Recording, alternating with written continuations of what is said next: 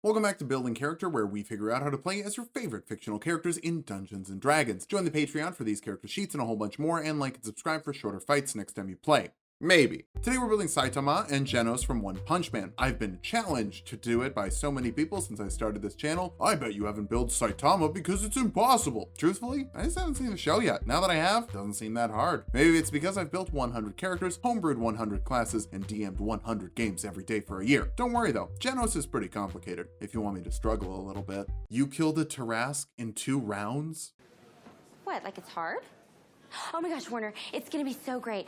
Let's start off with the One Punch Man. I feel like taking it easy this morning. First, we need to kill every enemy with one punch. Easy. Next, we need to dodge and weave, avoiding damage without any armor. Finally, we need some massive mobility. Honestly, the hardest part of this build is jumping, and even that isn't all that hard. For stats, I'll use the point buy, not really because I need to power build, but because Saitama is very bad at some things, namely charisma and intelligence, which we'll set to 8. He's a hero for fun, but that means he doesn't understand any hero protocol and isn't well known, even though he saves the world on his way to the farmer's market. Constitution at 12, eventually you do take a hit or two, but you don't seem to mind it all that much. Strength at 13, that might seem low, but it's not the most useful stat to punch. But wisdom and dexterity need to go to 15. We're using the class that everyone says is bad, because that's the one you can instantly kill people with one punch. It gives you proficiency with every saving throw, 20 base AC in your underwear, 3 attacks per round with no resources, and a d10 damage die, and a faster base movement speed than any other class. It's so bad. But before we talk about classes, we need your background, and Saitama is really just a normal human guy who's a hero for fun. That means variant human. Let's grab the skill expert feat for +1 to an ability score like strength, an extra skill like athletics, and expertise in a skill like athletics, doubling your proficiency bonus with skill checks for that skill. By the end of things, that means +14, which is better than a capped off barbarian. Expertise is delightful, and athletics is silly. Bob your dexterity and wisdom with your 2 free points, take perception for your skill of choice, and build your own background for intimidation and persuasion, I guess. Honestly, I don't need that many skills, I just want an expertise in athletics, but sometimes the camera zooms in and gets intense. That can be intimidating and inspiring. We'll kick things off as a monk. That's a bad class I don't definitely love with all of my little heart. You can grab 2 skills from the monk list like acrobatics and insight to do cool backflips, and I don't need insight, but we needed to grab another skill, so insight. You get martial arts here, letting you deal 1d4 plus your dexterity modifier with your unarmed strikes, and make a second unarmed strike as a bonus action after you make one with your action. To be clear, I don't think you one punch someone with a d4, but everything Saitama fights in the show is clearly 4th tier. Until level 17, we're just doing 100 push-ups, 100 sit-ups, and running 10 kilometers a day. For people who don't use the metric system, that's 2 billion miles. You also get unarmored defense, making your AC 10 plus your wisdom and dexterity modifier when you're not wearing armor, giving you some serious defenses when you're wearing stretchy pants. Second level monks get key points they can use to do cool hero for fun stuff like Step of the Wind, to dash or disengage with doubled jump distance as a bonus action. That's 28 feet horizontally or 10 feet vertically, which is kind of disappointing. We might need something more for that later. Patient defense lets you dodge as a bonus action, giving enemies disadvantage to hit you with attacks and giving you advantage on dexterity saving throws. You can also be One Punch Man if you only get punched once in your whole lifetime. Flurry of blows lets you make 2 unarmed attacks as a bonus action instead of 1. Why would you need to make 3 attacks in a round? Well, what if there are 3 smaller enemies? You might need to run between them though, so thankfully you get unarmored movement to make yourself faster when you're not wearing armor, looking great in that yellow onesie. Third level monks get to choose a monastic tradition. Way of the open hand monks get the open hand technique, letting you force a strength saving throw on creatures you hit with a flurry of blows, pushing them back 15 feet if they fail, or a dexterity saving throw to knock them prone, or no saving throw and they just can't take reactions. Important note, this happens to any creature you hit with one of your flurry of blows attacks, but your flurry of blows attacks don't have to hit the same creature twice. So if you have 2 enemies, you can do 2 hits, or you can knock them prone with first hit, then kick them across the floor with the second hit. Monk is so cool. How do people dislike this? If that weren't enough, all monks also get deflect missiles, letting you reduce the damage of incoming ranged attacks by 1d10 plus your dexterity modifier and monk level as a reaction. Then you can spend a key point to yeet the ammo back if you drop the damage to 0. 1 punch a bullet back at the bad guys. That sounds pretty cool. 4th level monks get an ability score improvement. Bump your dexterity up first. To make your punches better, we need to land the punch to win with the punch. You also get slow fall, letting you reduce falling damage by 5 times your monk level as a reaction, which is 20 falling damage right now and will be 85 at completely arbitrary level 17. Maybe that's all the monk levels we're taking. We'll do some multi-classing at the end. Who knows? 5th level monks get an extra attack, letting you make 2 attacks instead of 1 with your action, or up to 4 with a flurry of blows. That's 4 totally defeated enemies, as long as they'll die with a 1d6 martial arts damage die. You also get stunning strike, letting you spend a key point, forces a constitution saving throw on a creature you hit with a melee attack. Failing that, they're stunned until the end of your next turn, so you and Genos will have advantage on your attacks against them. You basically win if you just keep stunning your enemies and they don't get to attack. Imagine if there was a 1st level spell that stunned creatures that fail to save until the end of your next turn. That would be so still busted, but it's on Monk, so it's bad. Don't worry, we'll get the 100% win button later. 6th level monks get key empowered strikes, making your unarmed attacks magical in terms of overcoming resistances, so you can hammer away at even the thickest of hides. Open hand monks also get wholeness of body, letting you give yourself 3 times your monk level and healing as an action once per long rest, so 18 at this point, and 51 at completely arbitrary level 17. This class is so bad, fighter is so much better. Second wind could give you 16 at this point, and 27 at the totally arbitrary level 17. It restores on a short rest, but like, wholeness of body is just so much more. This is my video where I just cheer for Monk, because Monk is so cool. 7th level monks get evasion, meaning you take half damage on failed dexterity saves and no damage on successful ones. With proficiency in the saving throw and a capped off stat next round, you're just gonna fully ignore massive explosions and meteors more often than not. Heck, you can patient defense for advantage on saves as a bonus action. Just make sure that if you do punch a meteor out of the sky, you also get the pieces, otherwise people are gonna get mad. Unlike rogues, who only get evasion at this level, monks also get stillness of mind, letting you remove an effect of charming or frightening as an action. No cost for that, just an auto cleanse of 2 of the most common conditions in the game. Quite a few frightening effects also come with a caveat that passing the save makes you immune to the effect from the creature for the rest of the day, so dragons and Tarrasques are less of an issue. Monk is so good, you are all just mean. 8th level monks get another ability score improvement, so you can cap off your dexterity modifier and get the most accurate punches you can have. 9th level monks get unarmored movement improvement, letting you move up walls and over water without falling in, as long as you end your turn somewhere solid and aren't wearing armor. Between this, the extra movement speed, the ability to dash as a bonus action, monks are probably the most mobile class, unless you count spellcasters, but like, everyone knows casters are broken. 10th level monks get purity of body, making them immune to poison and disease, as well as poison damage. Shampoo can be full of dangerous toxins you no longer need to worry about for 2 reasons. 11th level open hand monks get tranquility, putting you under the effects of sanctuary at the end of each long rest until you finish another long rest. That means creatures trying to attack you have to make a wisdom saving throw or attack another creature instead if they fail. If you attack or cast a spell against a creature, they can also attack you then, but that just means that you're basically immune to being attacked until you attack someone else. It's honestly one of the weaker abilities of monk. You also get a d8 of damage for your martial arts die here. 12th level monks can make their saving throws harder with an ability score improvement, letting you bump up your wisdom score, which also helps your stunning strike and your AC to be better at being better. 13th level monks get tongue of the sun and moon, letting you communicate with any creature that speaks at least one language. This is generally out of character for the monks I build. It is here too. Whoops. 14th level monks get diamond soul, giving you proficiency with all saving throws, which is so comically strong. You're literally positive for every saving throw. How do people think monk is bad? 15th level monks get timeless body, making you no longer feel the effects of age, which is purely flavor. But I'd also like to point this out. This far into monk, you have 15 key points, which means 15 uses of stunning strike per short rest. That's 15 rounds. One creature just doesn't get to play, maybe, if they don't pass the saves. Speaking of, 16th level monks get another ability score improvement, so you can cap off your wisdom modifier for our maximum monk saving throws. It's really important next level. That's when One Punch Man really starts. That's because at 17th level, Way of the Open Hand monks get Quivering Palm, letting you spend 3 key points when you hit a creature with an unarmed attack to fill them full of bad vibes. Sometime in the next 17 days, you can use an action to force a constitution saving throw on the creature. Failing that, they hit 0 HP. For 3 key points, even if they succeed, they take 10d10 necrotic damage. That's bigger than a successful blight with 3 key points, so you can do it 5 times per short rest. So yeah, that's it. That's One Punch Man. But Tulok, that would technically take 2 rounds.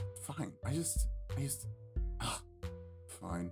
I used to do this for fun. First level fighters get a fighting style. We won't use unarmed fighting because your unarmed strikes deal a d10 as of level 17. Kind of forgot that along with the other one-hit kill technique. Monks are bad. Remember, that's what Reddit says. Superior technique will be our fighting style of choice, giving you 2 maneuvers you can use a d6 superiority die on. Pushing attack forces a strength saving throw on a creature. Failing that, they're pushed 15 feet back. With the open hand technique, you can blast people all the way across the battlefield. Rippy Dippy Doo Doo lets you attack a creature with a reaction if they miss you with their attack and add it to the damage. Just put riposte in the graphic. I'm never going to pronounce it right, so I'm just going to intentionally pronounce it wrong. I actually don't care about fighting styles, and I don't really care about second wind either, letting you 1d10 plus your fighter level as a bonus action once per short rest. I care about second level of fighter and action surge, letting you make 2 actions in 1 turn once per short rest. So now you can punch to set up a quivering palm, then action surge to activate it in the same turn. 1 punch, 1 round, 1 action, 1 death. But Tulok, what about legendary resistances? What about high saving throws? Oh my god, fine. You want the power of a god? Be a cleric. First level clerics can choose a divine domain, and I guess we'll go war since you did a lot of push-ups. This will give you nothing useful. You don't need armor, you don't need weapon, you don't need war priest because you punch like a god, but at least 2 free spells that will be helpful. Divine favor adds a d4 of radiant damage to all of your weapon attacks, which includes unarmed attacks, and effectively makes your damage die a d14 with your unarmed attacks, and that's a big punch. Shield of Faith adds 2 to a creature's AC for up to 10 minutes to get 22 with unarmored defense being capped. Not a bad option. Saitama can dodge. The real reason to come to cleric is for the spell Bane, which forces a charisma saving throw on up to 3 creatures, giving giving him a D4 penalty to their attack rolls and saving throws to make your death punch more likely for up to a minute. It's also a saving throw, so if the thing you're punching is using legendary resistances, this would use one of their uses if they decide to succeed when they should fail. But if you just want to burn through those faster, Sacred Flame forces a dexterity saving throw on a creature, dealing 4d8 radiant damage to those that fail. I don't know how Saitama does this, but you're just using it to waste legendary resistances, so he kind of doesn't. Your DM is probably too smart to use them on a cantrip, so instead use guidance and resistance to add a d4 to an ability check or saving throw respectively. Oh, also, cleric spells use your wisdom modifier, so your casting modifier is already capped because we capped it as a monk. Now that we've hit level 20, let's figure out how viable this build is. First, you're very mobile. I'm kidding, I'm not talking about mobility options. I'm not going to talk about your solid AC and proficiency with every saving throws. I'm not going to talk about your d10 damage giant 3 attacks per round without spending resources. I'm not going to talk about 17 rounds you can stun lock creatures with a DC 19 Constitution saving throw. I don't have to talk about that because you can one-shot things that fail a DC 19 Constitution saving throw 5 times a day. There is a non-zero chance that this build could kill a Tarrasque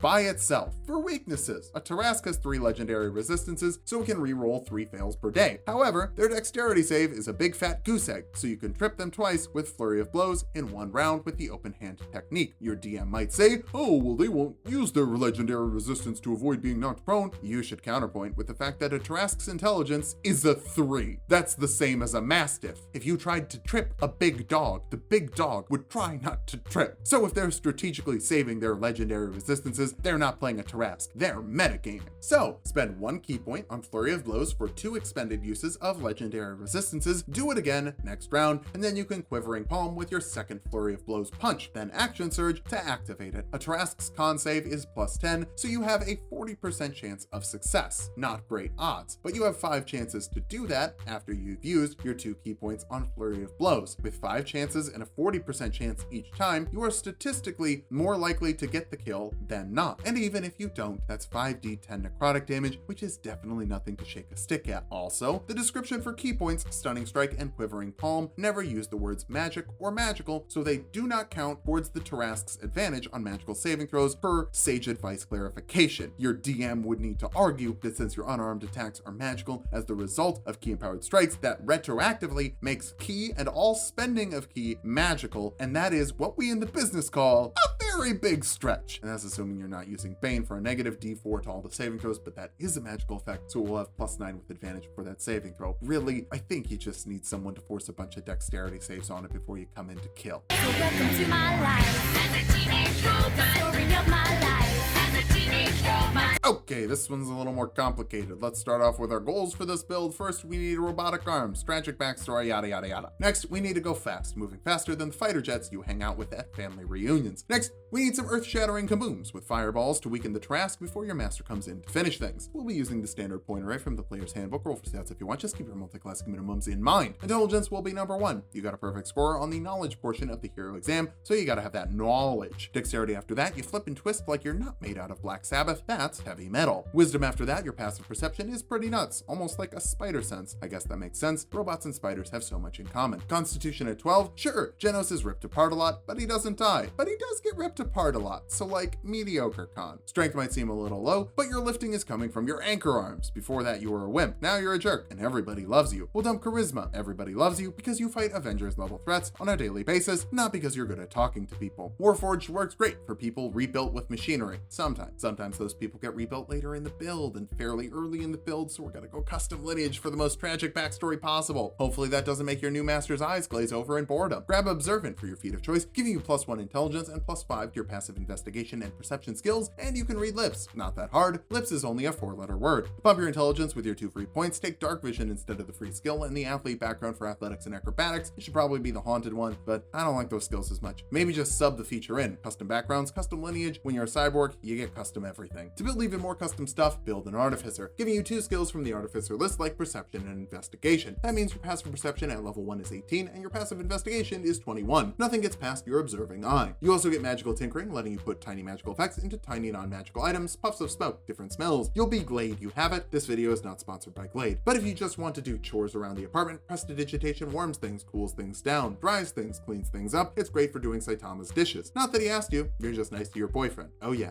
egg toaster baby. Firebolt will let you be be offensive, shooting a ranged spell attack that deals 1d10 fire damage. It's just a little fireball. We're not at city leveling explosions just yet. For your first level spells, Cure Wounds heals 1d8 plus your intelligence modifier to a creature you touch as an action. You could touch your master, but most of the time, I'm guessing you're touching yourself. Make sure to use the warming function on your hands. That cold steel could be unpleasant. Featherfall prevents up to 5 falling creatures from taking falling damage as a reaction. Saitama has a Humpty Dumpty vibe. Don't want him breaking on the ground. Of course, he can reduce falling damage by 85, which means it's not really an issue for him. Monks are so weak. Second level artificers get infusions, little buffs from being a robot man that make you better than the meat people. Enhanced arcane focus adds 1 to the attack rolls of casting focus, and you can ignore up to half cover for some fireball bank shots. Sending stones are fantasy walkie-talkies you can use to call your boyfriend. Enhanced defense will be more important next level, giving you +1 to your AC when you wear a specific armor. An enhanced weapon adds 1 to the attack and damage rolls with a weapon, making it magical in terms of overcoming resistances. Both of those matter more at the 3rd level of artificer when you can choose a specialty like armorer. That gives you a set of arcane armor, which replaces any missing limbs. You can wear the heaviest stuff possible without penalty, and you get Smith's Tools proficiency. Now you have metal arms and metal everything else. You can choose an armor model, either Guardian, which has thunder gauntlets, simple melee weapons that use your intelligence modifier and deal 1d8 thunder damage and give creatures disadvantage on attack rolls against creatures that aren't you. That's basically a free dodge for Saitama. There's also defensive field that lets you give yourself temporary HP equal to your artificer level as a bonus action, and amount of times per day equal to your proficiency bonus. You could also use the infiltrator, but thunder gauntlets are how we're gonna get the Rock'em Sock'em robot arms, so I'm just gonna stick with the Guardian. You also get extra spells as an armor. I only care about Thunder Wave, forcing a Constitution saving throw on creatures in a 15-foot cube, dealing 2d8 thunder damage to those that fail, and pushing them back 10 feet, half damage and no pushing if they succeed. There's nothing in the rulebook that says you can't jump before you cast this, or a Shockwave Axe Kick. 4th level artificers get an ability score improvement, letting you cap off your intelligence modifier super early for the best artificer spells and the best thunder gauntlets. 5th level armorers get an extra attack, letting you make 2 attacks instead of 1 with your action, so you can get your machine gun blows going. We're not quite there yet. You also get Shatter here for free, forcing a Constitution saving throw on creatures in a 10-foot radius, dealing 3d8 thunder damage to those that fail, half as much to those that succeed. Creatures made of inorganic material will have disadvantage on the saving throw, so it will be very useful if you ever have to go mano-a-mano with a machine. Machino? For your spells of choice, Pyrotechnics forces a Constitution saving throw on creatures, blinding them for a round if they fail for a little Lightning Eye. You could also use it for a smoke bomb to heavily obscure the area, but Lightning Eye is the more Genos move. 6th level artificers get tool expertise, doubling your proficiency bonus with tool checks you're proficient with. That's thieves, smiths, and tinkerers plus 1 of your choice. If you ever want to surpass your master, you're gonna need calligraphy. You also get 2 more infusions. Spell Refueling Ring lets you recover a spell slot of 3rd level or lower once per day. Currently we only have 2nd level spell slots, but we'll upgrade your OS in a second. Armor of Magical Strength will have 6 charges. You can use them to avoid being knocked prone, or to add your intelligence modifier to a strength check. At dawn, you recharge 1d6 charges. This is admittedly a temporary measure. We'll get something more permanent in a second. Much like Saitama, Genos is probably at least level 15 when the show first starts. 7th level artificers get Flash of Genius, letting you add your intelligence modifier to skill check or saving throw of a creature within 30 feet of you, including yourself, so you can be very flexible with your cyborg skills. Also, I do not care if there's a distinction between cyborgs, robots, and androids. I'm so nerdy. I professionally talk about anime characters in D&D, but holy crap, even I have limits. 8th level artificers get another ability score improvement to our feat. The skill expert feat will give you +1 to an ability score like wisdom. You get expertise in a skill to double your proficiency bonus with it, like perception, making your passive perception 23 at this point, so you're never gonna get ambushed unless someone has a stealth check above 23. What kind of rogue would do that? You also get another skill, but I don't really need one. Maybe history to do better on the hero exam. 9th level artificers get 3rd level spells like haste, doubling a creature's movement speed, adding 2 to their AC, giving them advantage on dexterity saving throws, and an extra action to dash, disengage, hide, use an object, or make 1 more attack. This will get us 1 step closer to machine gun blows. However, things get a little overheated when the spell ends, making you take a round off of actions and reactions, but it lasts for a minute depending on your concentration, so you're gonna get plenty of hits off. If you'd rather just get things hot, use elemental weapon to add a d4 of acid, cold, fire, lightning, or thunder damage with all of your attacks with a weapon, and to give you +1 to the attack rolls to make sure they hit for an hour. Armorers also get armor modifications here, making each piece of armor count as separate for infusions, and you can infuse 2 more items as long as they're connected to your armor. It takes the best part of Artificer and makes it better. If only we had more infusions. 10th level artificers get 2 more infusions, like Gauntlets of Ogre Power to jack your strength up to 19 and let you lift like your master without having to do all those push-ups. They hurt my wrists. Winged Boots gives you a flying speed for a minute at a time for up to 4 hours per day. You won't run out, but you can boost that with haste for 60 feet of flying per round. These are gauntlets of boots, so with armor modification, they're free, and you get another infused item per day too. Much like Monk, Artificer is a good class, but nobody says Artificer is bad. At this point, we're going to jump over to Wizard for some more firepower with cantrips, like Create Bonfire to force the dexterity dexterity saving throw on creatures in a 5-foot cube, dealing 3d8 fire damage to them if they fail. Booming Blade lets you make a weapon attack that deals an extra 2d8 thunder damage to a creature when it hits, and an extra 3d8 thunder damage to them if they move in the next turn. Since it takes a whole action, you can't use extra attack, but adding 2d8 thunder damage is effectively making it a critical hit. That you can critically hit on again to double it again, and more thunder damage if they move. It's like one punch.